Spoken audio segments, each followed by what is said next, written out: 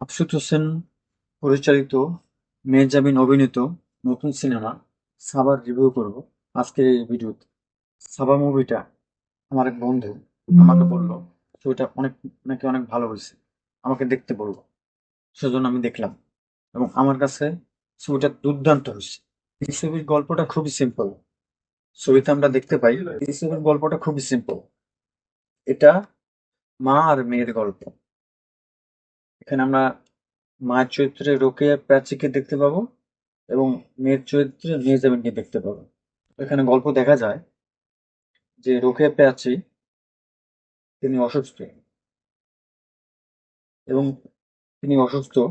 সেই কারণে মেহজাবিন চৌধুরী তার চিকিৎসার জন্য তিনি কাজ খুঁজতে থাকে এবং একটা পর্যায়ে তিনি একটা রেস্টুরেন্টে কাজ পায় এবং সেখান থেকে মেহজাবিন আদৌ কি তার মায়ের চিকিৎসা করাতে পারে, তার জন্য মেহজাবিন চৌধুরী কি কি করতে হয় এবং কি কি স্যাক্রিফাইস করতে হয়, এটা জানতে হলে আপনাকে সাবা মুভিটা দেখতে হবে। এই গল্পে মেহজাবিনের অভিনয় দুর্দান্ত। আমি বলবো মেহজাবিন এই মুভিতে সে তার ক্যারিয়ারের বেস্ট কাজ করছে। রোকেয়া প্রাচী মার চরিত্রে দুর্দান্ত। এখানে আমি একটা সিনের কথা বলি। এখানে রোকেয়া প্রাচী আর মেহজাবিনের খাবার টেবিলে দুর্দান্ত একটা সিন আছে, খুবই ভালো লাগবে। এখানে রোকেয়া প্রাচী তিনি ঘুরতে যাইতে চাইতেছে, কিন্তু মেহজাবিন ক্যারেক্টার তিনি তাকে নিয়ে যেতে চাইতেছে না, কারণ তিনি অসুস্থ।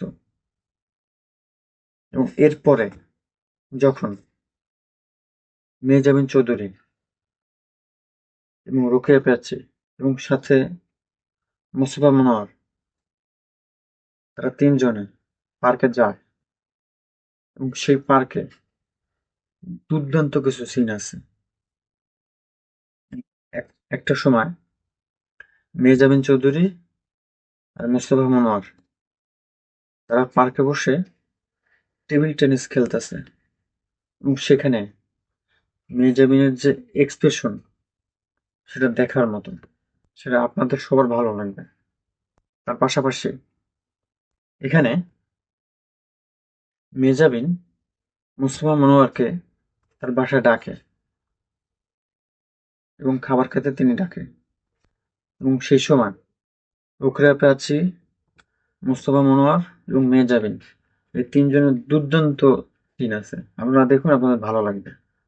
তার পাশাপাশি এই ছবিটা একটু ভালো এই কারণে, কারণ আমরা সাধারণ গল্পে আমরা কি দেখি যে মেয়ে তার মায়ের জন্য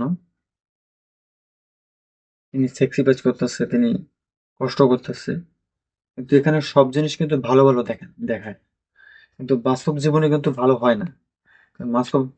কারণ বাস্তব জীবনে মার সাথে রাগ হয়, ঝগড়া হয়।